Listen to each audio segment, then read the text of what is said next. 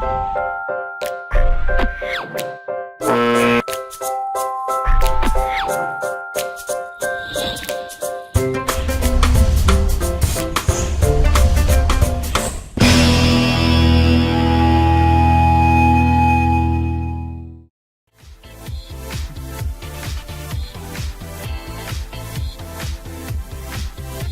listening to LA40 with Katerina Cozias, only on LA Talk Radio. All right, good morning, LA. It is Thursday, December 1st. My goodness. I'm your host, Katerina Cozias, and I'm here with you every Thursday morning as we gab all things life after 40. You can catch up with me anytime via LA radio.com, LAtalkradio.com. When I learn to talk, I will be able to say that clearly. You can also catch up with me on my personal website. It's globalgab.com. That's global-gab.com, where I gab with you about all top trending international headlines and do some analysis for you on what's happening around the world. We also do replay all of our LA Talk Radio episodes for LA40, so do catch me there. Instagram and Twitter at Katerina Cozias. I make it easy. I would love to gab with you. And I'm so excited to be able to gab in studio today with these two lovely ladies. Hello. Hello, Hi. ladies. I'm joined today by Kaitlin Robinson. She's to my left. And to the left of her is Bianca Rodriguez. Both of these ladies are marriage and family therapists. And we are going to be delving into the interesting topic of limiting beliefs today, and how limiting beliefs might be affecting your ability to make that next step in life, and also what sorts of limiting beliefs we have. I'm going to be sharing a little bit of that with you today as well, and how we can overcome those. So big episode coming up. Before we get into that, though, a little chit chat. Kaitlin, I know you're local to LA, born and raised. Mm-hmm. Has the traffic always been this bad? No. I remember in the 80s it being a lot less congested. I also remember when you'd be on the 405 at 75 miles an hour. Oh, wow. Back in the day. Back in the day. That's funny. No, it's much worse now. It's much worse. Bianca, how long have you been in LA?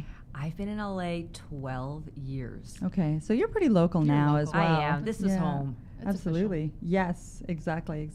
Well, it's it's a pleasure to have you here, because for those of you that are just tuning in, LA40 is really has been put together to remind people that sometimes our society really does have an unwritten rule about aging, and aging is almost always looked at as a negative.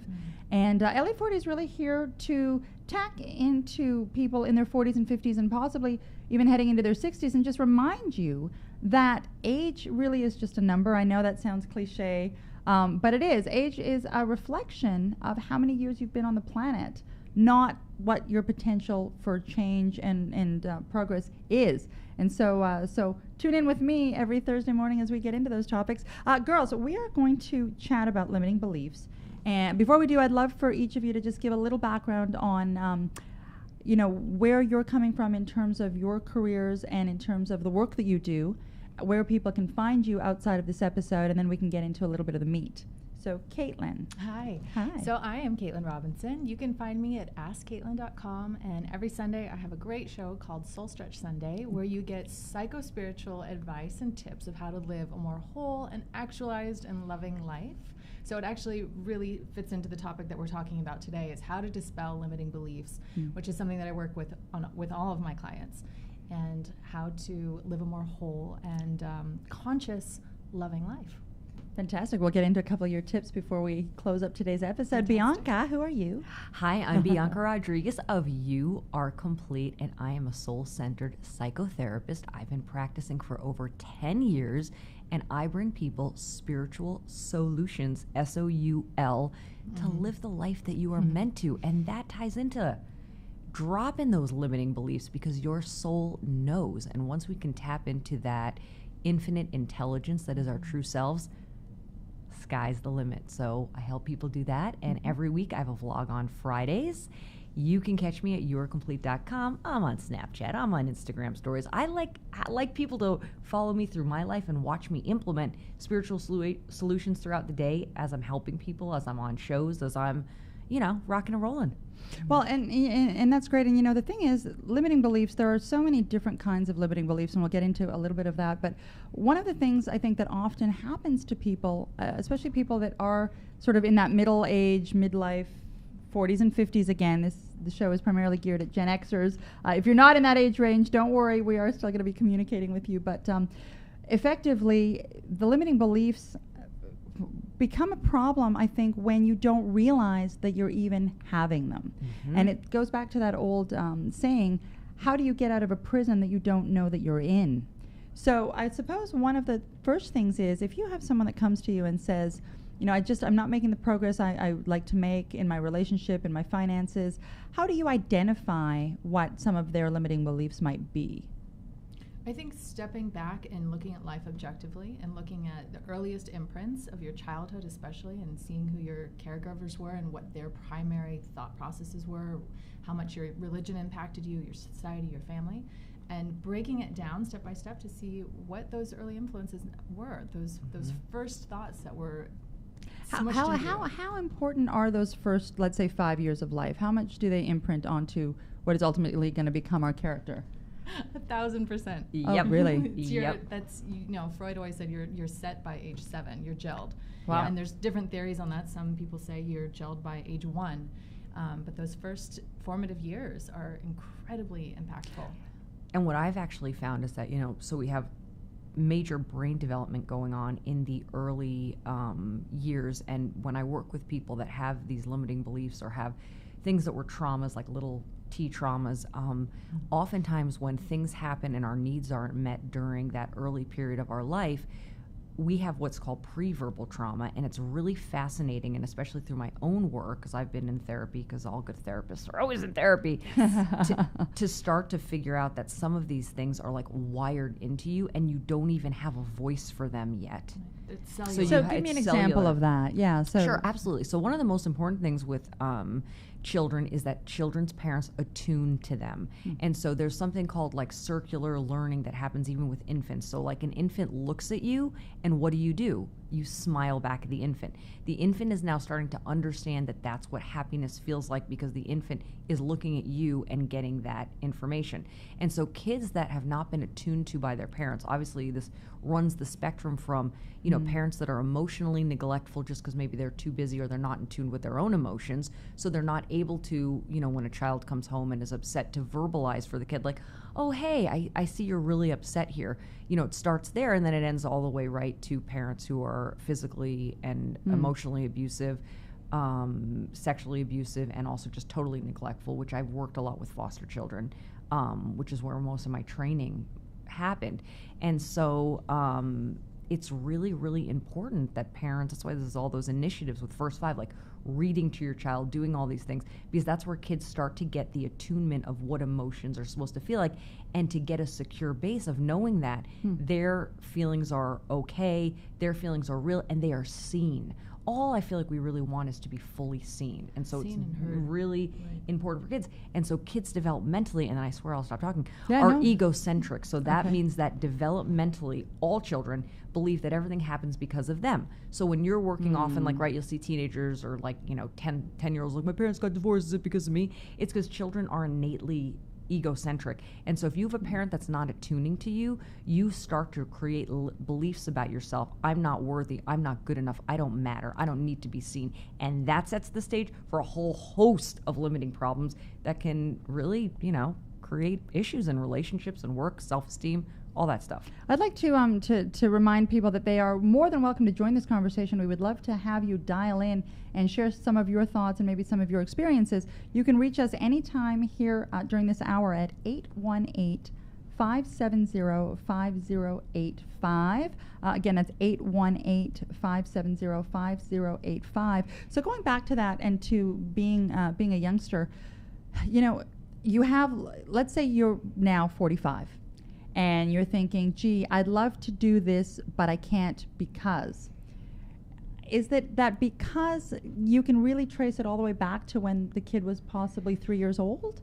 Absolutely. Wow. I find that a lot of the time. I really do. Most clients that I work with, we definitely are going to be talking about childhood stuff. And how I kind of call all this stuff that we're talking about is like your story.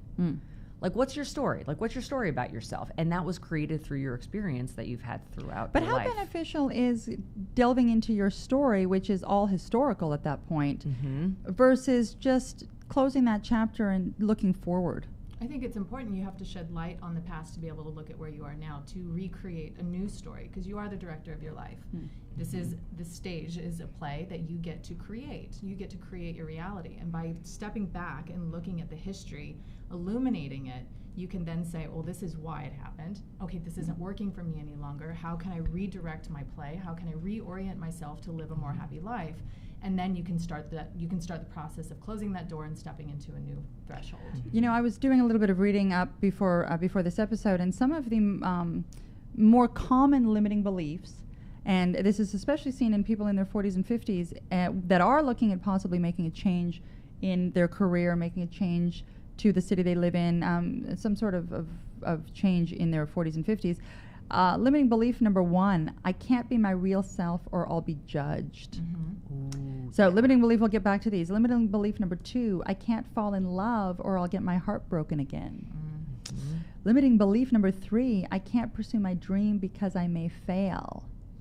And I know this one spoke a little bit to me. I'll get back to my story in just a little bit.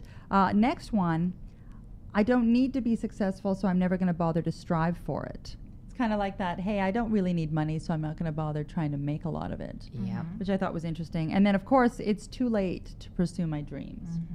So how does one who has that, you know, this idea of, I want to be myself, but I don't want to be, I'm scared of being judged, how would you tackle that as an issue?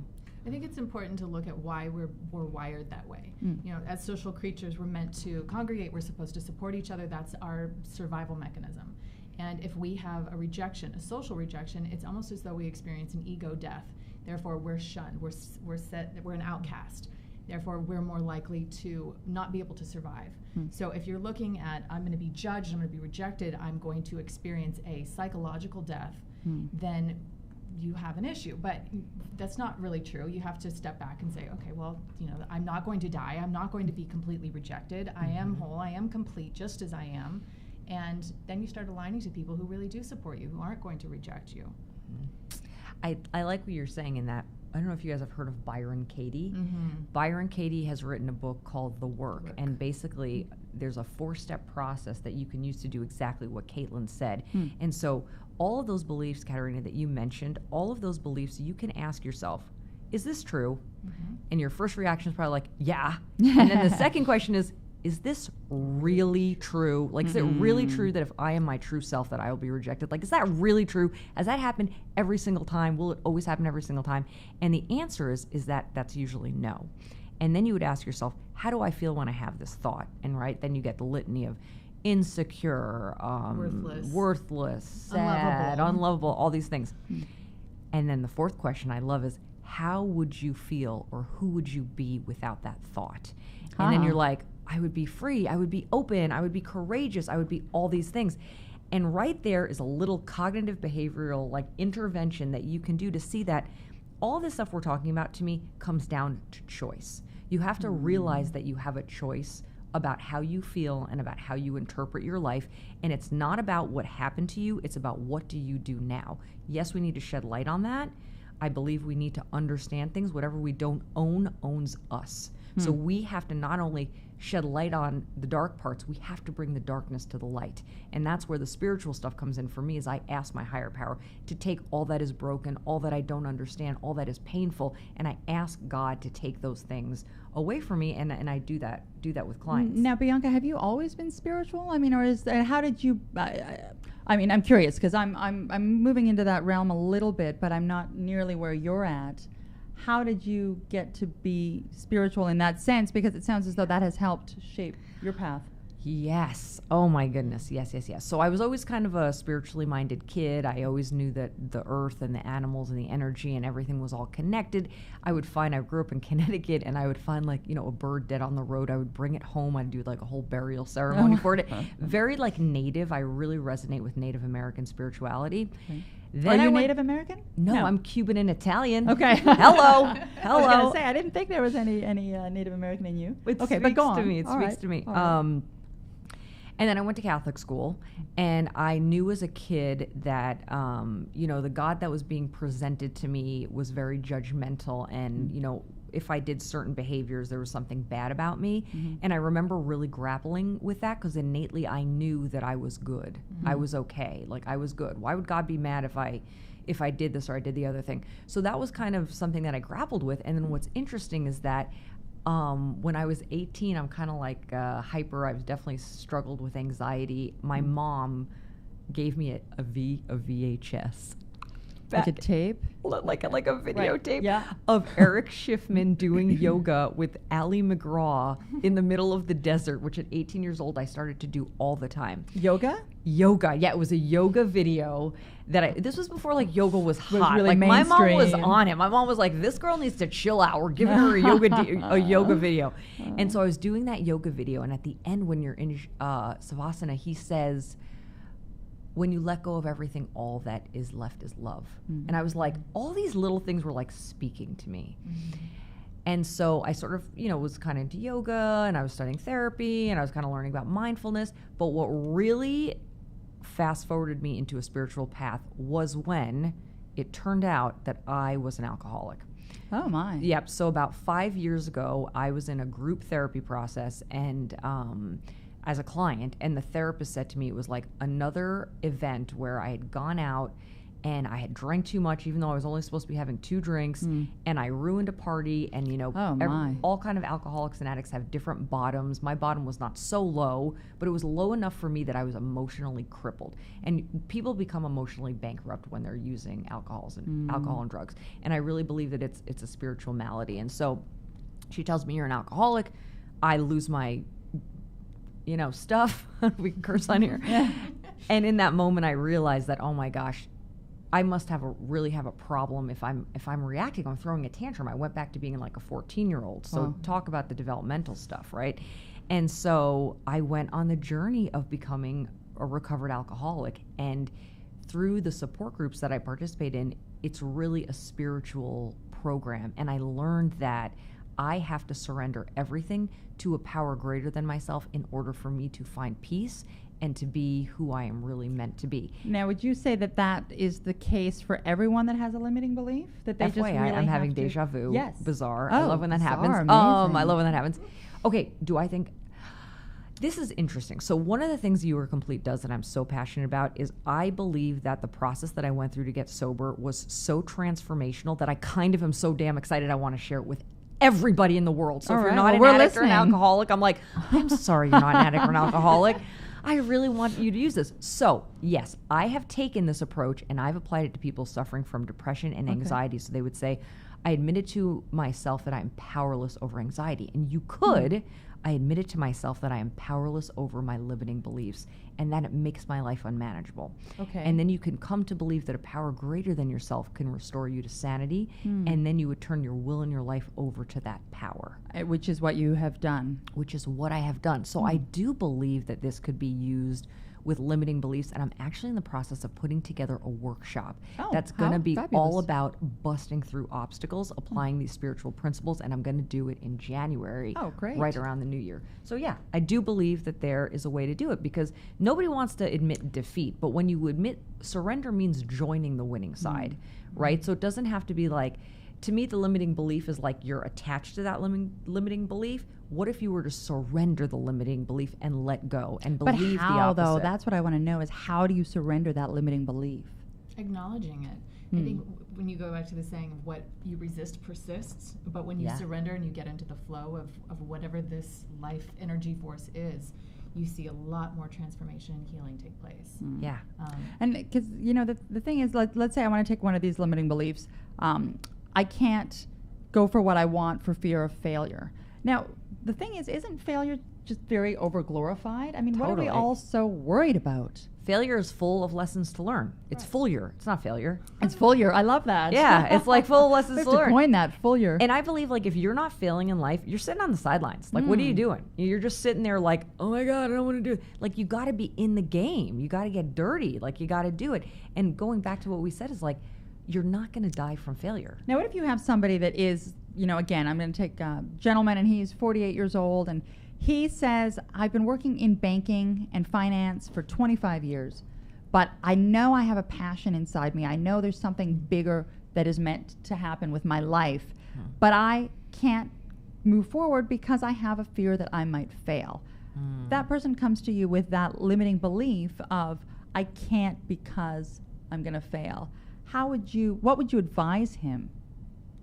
I think when you step into the place of you're on purpose, you're doing what you are meant to do, you're here to accomplish something, your soul has a higher calling, whatever it might be in the world, I would encourage him to look at that underlying push and what that really is so that he could step into it. I'd also have him look at what are the limiting beliefs, why is that fear there? Okay, so maybe it's fear of failure. Well, where did that original fear come from?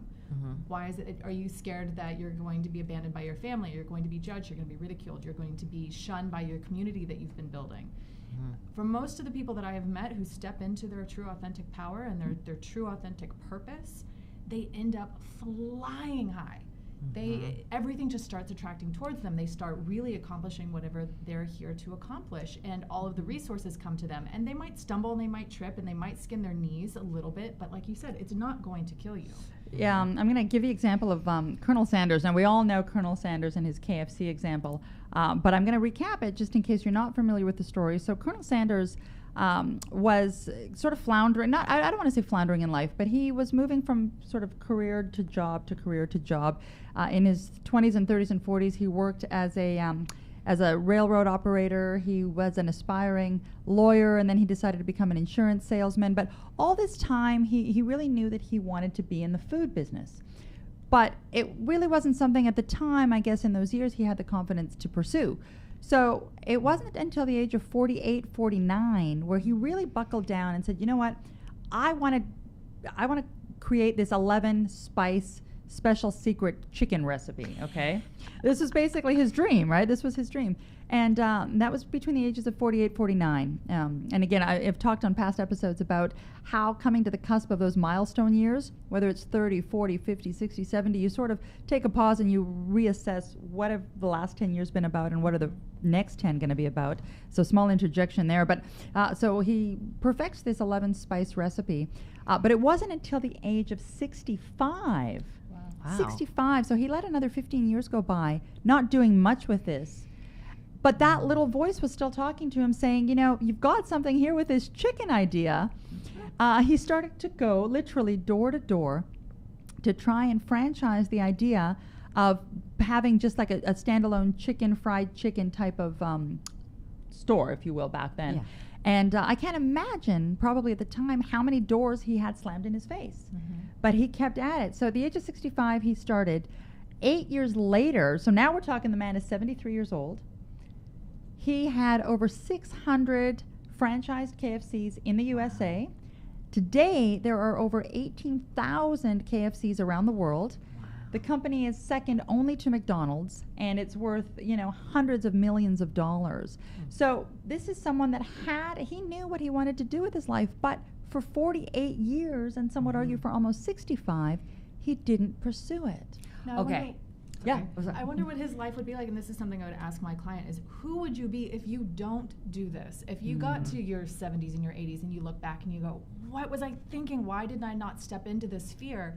How much does the regret, the possibility of regret, the thought of feeling that regret weigh on you versus the fear and stepping through it? And maybe the fear is only going to last a little bit of time. And I'm gonna pause and jump in here, Bianca, before you do. But I wrote a blog just last week. You can go again onto my website and read the blog. But it's exactly that. For a number of years, I know for myself, I had a limiting belief that was placed on me. I've been very fortunate in a lot of ways, but one of the limiting beliefs I was self-imposing was, I want to be a television host, I want to be an interviewer, but my career took a different route, so it's too late for me now. So literally, almost my entire 30s went by, almost 10 years of my telling myself, well, I'm too old, it's too late, I should have done it 10 years ago, I should have been Juliana Rancic by now, I should have, and I can't. And what helped me get over that limiting belief is exactly what Kaitlin's talking about. I sat down one day and I projected myself 50 years into the future. I saw myself as my 80-year-old self. And I looked back at my life and I said, have I achieved what I wanted to achieve? And if I was to stay on the path that I was on, the answer to that at 80 would have been no. And I thought, how sad. And it kind of kicked me in the ass. And I, and what I came to understand was at the age of 38, that this limiting belief of it's too late now, you're too old, time's gone by, and it just snapped me right out of that. And I thought, no, and I flipped it completely and thought, now is the time. Now is the time that everything is perfect. Now is the time where life is ahead of you. Now is the time to tap into that. And so that exercise for anyone out there who is feeling a limiting belief of that kind, of any of those, whether it's falling in love, whether it's trying something new, project yourself 50 years into the future and ask yourself, am I happy with my life the way I think it's going to turn out? I think it's important to note that it doesn't also have to be these big life-changing events. It doesn't have to be, I've got to change my career, I'm scared to step into love. It could be little things. For instance, 2 weeks ago, a friend of mine invited me to go stand up paddleboarding for the supermoon at night. And one of my fears, albeit irrational, is being in water, whether it be a swimming pool or the ocean at night. I swear Jaws is going to come through the drain and get me. You saw Jaws when you were 3. It was those formative years. Those formative years. Imprint. Thanks, parents. That's and right. I said, you know what? I really don't want to do it. Therefore, I have to. Oh. And I forced myself to throw on a wetsuit. Were you scared? Yes. I can't say what. Yes, very, very scared. And I may have had a glass of wine prior to going out on the water. That didn't even help. Right. But once it was 5 minutes in, it was the most spectacular, soul-stretching experience to be under that moon with a group of amazing people howling and playing in the water. And so the point is that it doesn't have to be these massive events in your life that you're scared to step into. It could be baby steps. It could be the little things, whether it's driving fast in the freeway in the fast lane, or it could be going on a trip that you never knew you wanted to go on because it's far away and it might cost too much money. Kaitlin, you've actually, I've heard you and I quoted you, have been known for saying, get comfortable with the uncomfortable so that you can get more comfortable again. Yes.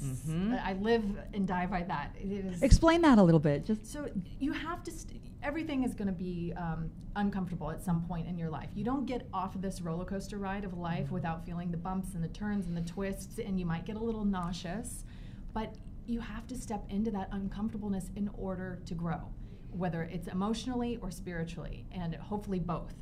So getting uncomfortable, like I did with the stand-up paddleboarding, and just saying, you know what, screw it, I've got to do it, because otherwise I'm going to remain limited in my experiences. And we're all on this plane, this earth field. This is what I call Earth School, to grow. Well, and it's funny because I'm going to quote Bianca next. So Bianca's known for saying, it's your job to shine, so what are you waiting for? It's like, your time is now. I got to tell you, any limiting beliefs is a selfish act, right? Because How so? What do you mean? By us not stepping into our full power and our truth, and if you have a passion for something and you want something or you want a relationship, that's there for a reason, and I believe that that's God-given. And so the need or the that feeling that passion, you that have? Okay. fire. The event that manifests from that's a gift. It's a gift, right? And so, I really try to, limiting beliefs keep us really, really small. And, we ask ourselves, like, who am I to shine? And I'm like, who are you not to shine? Who are you not to shine? And I think the people that have allowed themselves to shine are the people who really have shaped the course of the world we're living in. So, for example, Oprah Winfrey, I'll take her as an example. If she had remained very quiet and shy and not really gone out there and said, you know what, I am a black woman in media. I am a fat woman on television. I am going to change the way television and talk shows are oriented. How many people has Oprah touched? And Oprah has such a tremendous story. Oprah was... What's Oprah's story? Yeah. Oh, wow. For people that, haven't heard it for a while. Right. So I may not hit all the points, but, Oprah was sexually abused in her childhood. Her mother was 13 years old when she had her, so it was a child raising a child. Oh. I think she was raised primarily by, I don't know, it was the grandmother or the aunt. And then Oprah actually got pregnant at 13 years old, just like her mother, had the baby stillborn. Wow. That's hard enough to have a stillborn baby when you're an adult. I can't imagine what that did to a 13-year-old. Exactly. Just like the ego strength and the ability to handle that type of thing. And so she did not come from, having the cards. Something comfortable. Right. Not comfortable. And look what she was able to do. And, Tony Robbins says, like, it's not about the resources, it's about your resourcefulness in life. And what you guys were kind of touching on before, one, Tony Robbins actually does, I've done this on YouTube with groups before. He does a whole thing called, I think it's like Christmas, what is that? Christmas story, Christmas Carol, past, present, and future. And you actually do, Katerina, exactly what you did, is you look at yourself 5 years from now, 10 years from now, 20 years from now, and you have to completely try and visualize looking at yourself in the mirror if you didn't do that thing that you really want to do or haven't become the real you. And it feels so crappy that ignites people into wanting to make the change, just like it did for you. It did for me. Oh, absolutely it did. That really was the trigger mentally for me. Yeah, and the tie between doing that activity and talking about Oprah and these successful peoples, they have incredible drive. And so when you were talking about the resistance of maybe why would a person not do this, one, Kaitlin hit on it as it's baby steps, and I'm really big on honoring the process. I'm not like, come on, just do it already. That doesn't work. We have to honor the process, and we have to ask for the willingness to drop the defenses that are keeping us stuck. And it can take time. Like KFC Man, he had the idea, and it took 10 years to do it. I started You Are Complete, 2 years ago, posted 3 videos, got no results, felt totally defeated, stopped, had a miscarriage.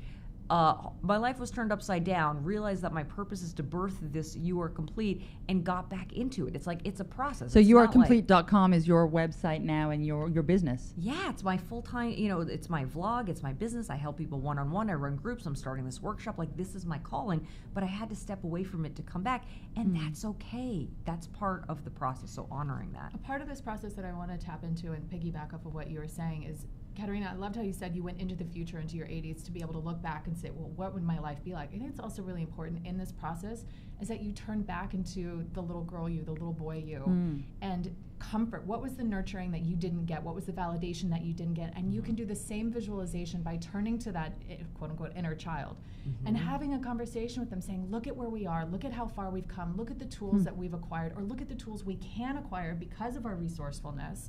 And you almost scoop them up in your lap and say, look, we've got this. And you nurture that inner self, that inner being that is so scared and so fearful about what the possibilities of unknown could be. And that is so empowering.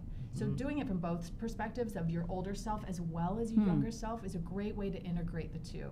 And that's actually really great advice. And we all have busy days and we all have things to do.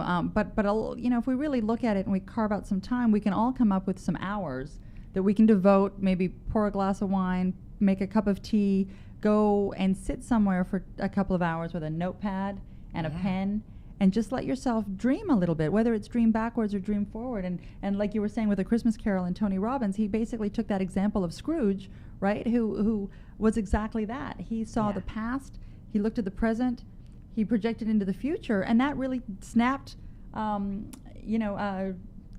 Scrooge out of it. And we're talking Charles Dickens. This is the classic. I mean, I know in my head I'm thinking the Mickey Mouse version of, But this is a classic, and it's a classic for a reason, because classic literature, because it has this foundation of thought. Yeah. It's true. Another good thing to do is, if you don't have hours and hours, although I love this suggestion, and I think everybody should sit down with a journal and just brainstorm what possibilities you can have.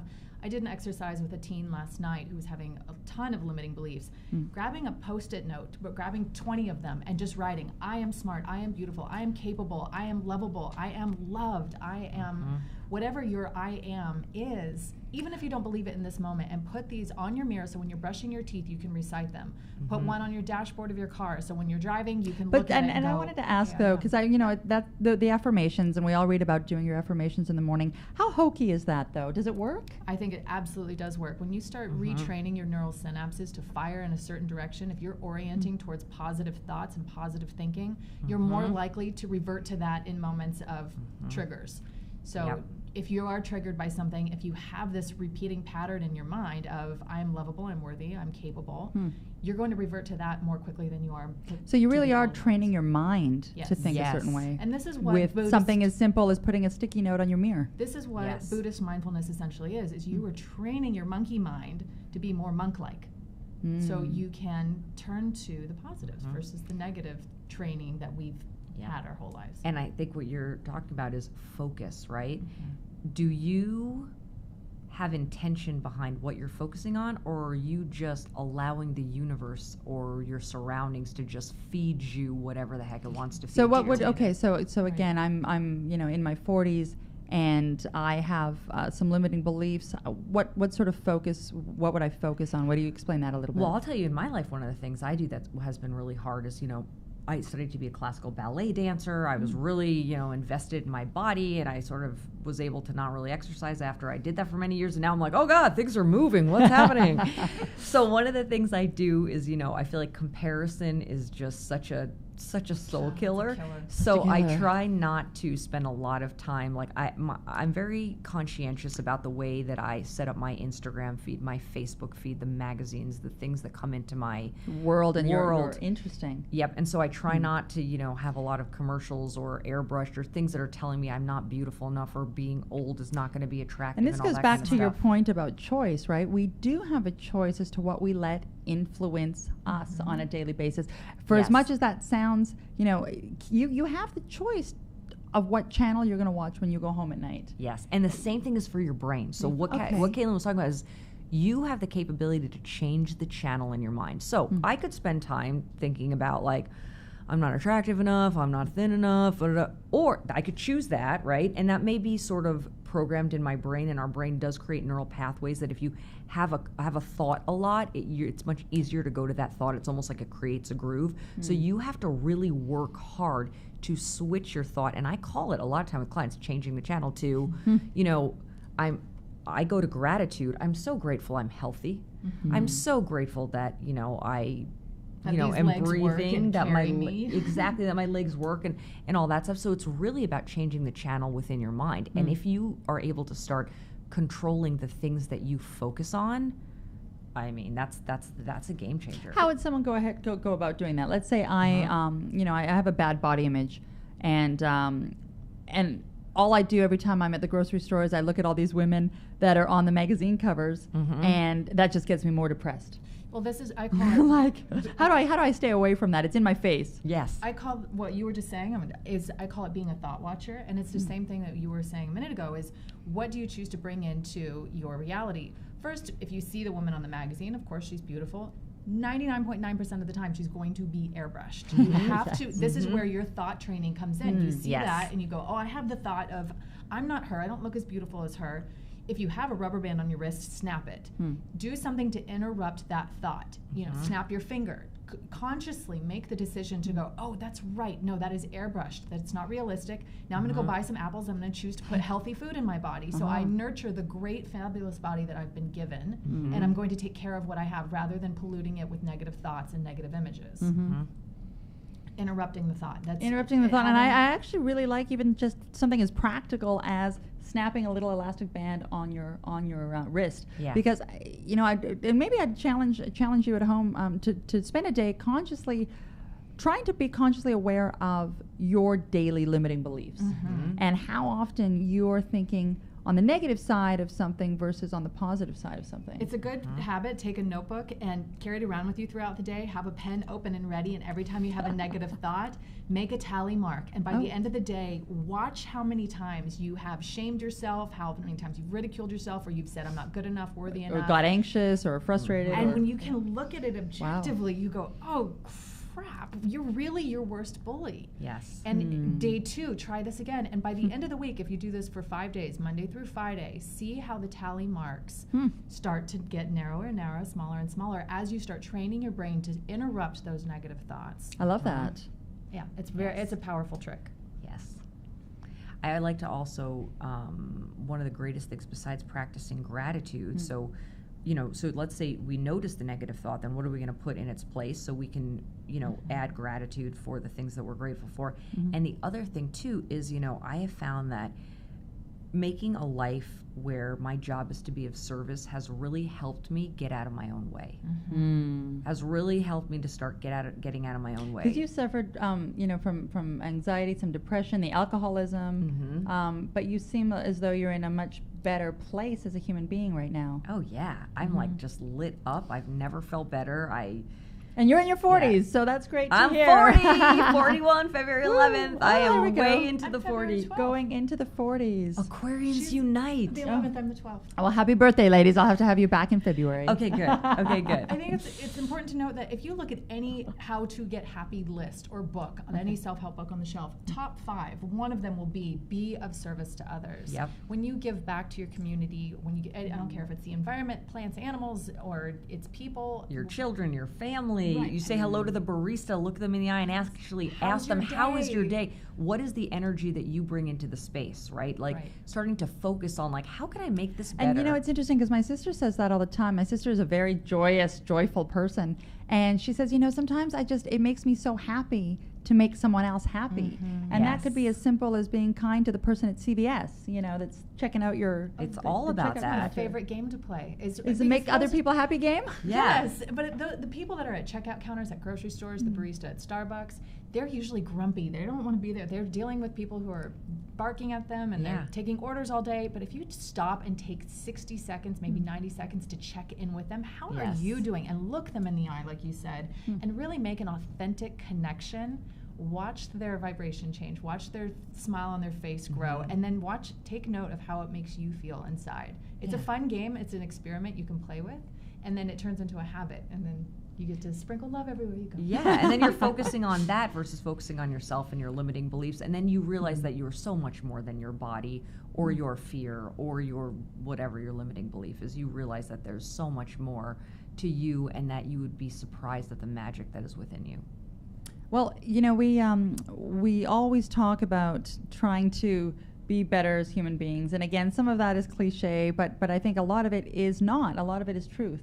And if there were more of us that were kinder to more of us, then it would be a very different place.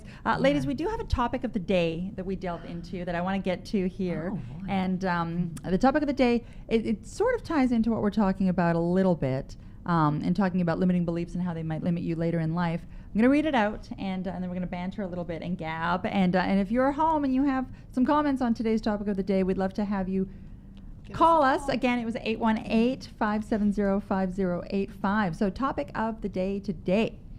As people grow and we progress in life, we get forced to look at different perspectives of where we're at different stages. Sometimes we think of reinventing our career. But when we think of this, we've usually had a career that spanned at least a decade or two. Is it smart in middle ages, in your 40s and 50s, to want to reinvent yourself, to take a career that you've spent 20 years cultivating and move it into a different direction? Can you and should you reinvent yourself 20 years into a career? If not now, when? I think this is what we said a little while ago, is how are you going to feel when you're in your 70s and your 80s and you're looking back on your life? Did you live your purpose? Did you fulfill yourself? Were you living at your optimal level? Were you happy? Can you answer that now? How happy are you?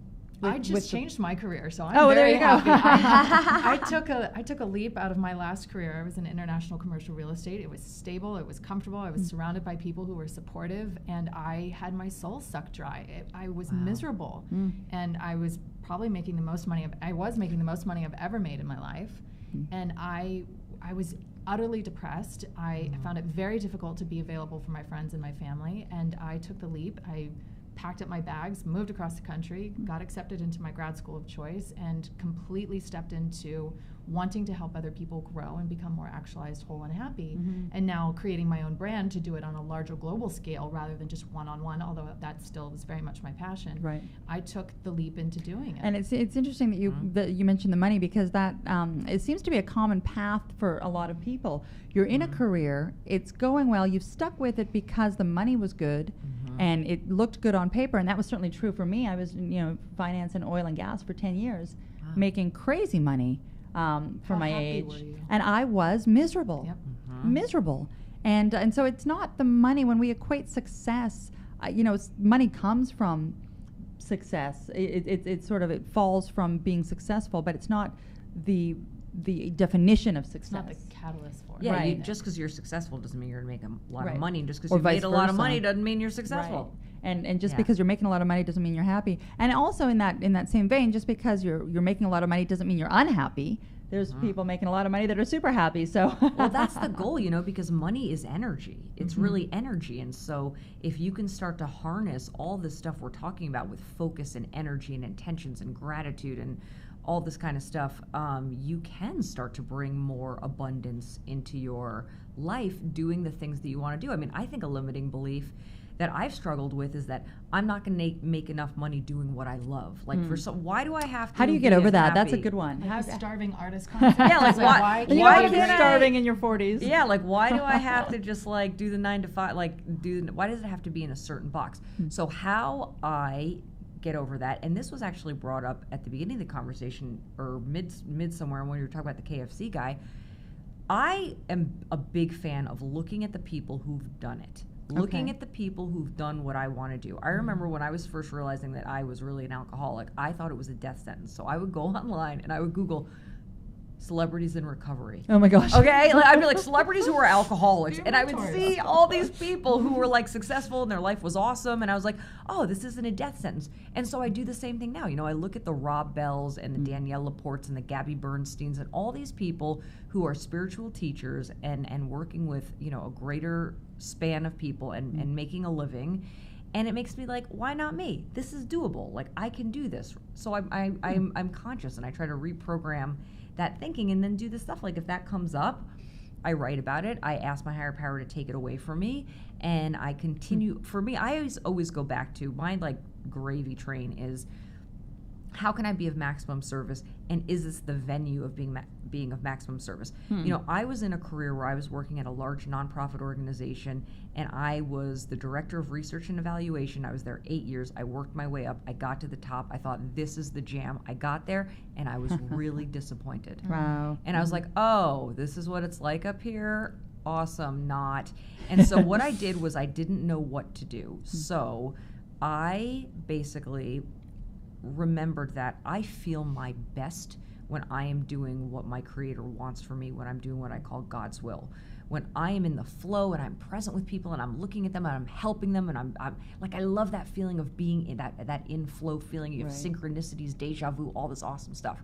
And so those to me are my little road markers. Those are my little winks from the universe of like, girl, you're right where you're on supposed the right to be. track. That's right. Keep going, girl. So I knew that, and what I did was I laid on the floor and I said, where can I be of maximum service? And I literally was in such a surrendered space that if my space in the world is to clean toilets, and I'm terrible at cleaning, nor do I like it, I actually want to do that. Like Katerina, if right now, like the masters of the universe came down and were like, you know what, Bianca, you're really meant to clean toilets. Like that's for you. And there's nothing wrong with that, because people have to do that job. And that's what I'm saying is that I am no better or worse than anyone else. I just want to be doing God's will, whatever the hell that is. And so I asked, and what was amazing is that a job fell in my lap right afterwards. And I started working in recovery. So I started to teach other people struggling with addiction the things that I learned. And now I keep getting messages that, building You Are Complete is the way to go. But if I ever really received a very strong message that I needed to be somewhere else, I needed to go to Africa and build a school, I needed to, take care of a parent, God forbid. Then you I would do that. I am just like, I'm a vessel.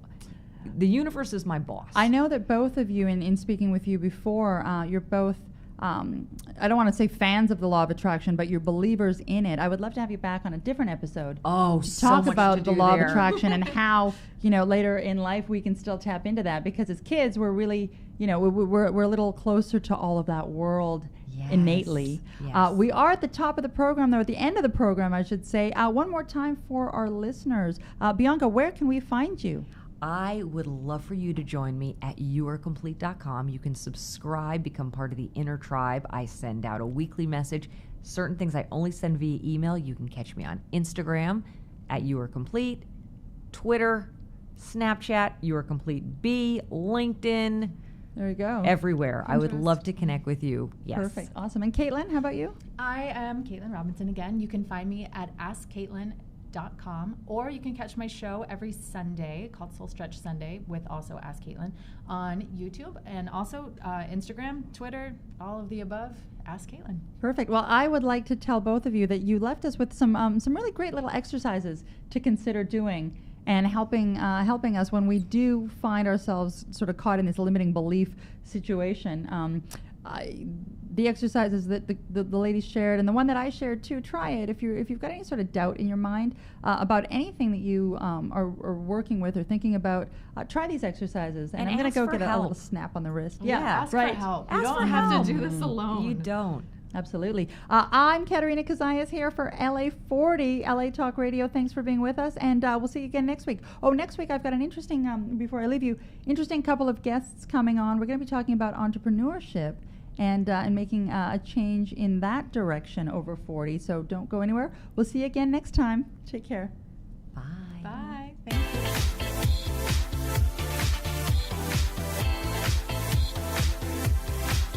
You're listening to LA40 with Katerina Cozias, only on LA Talk Radio.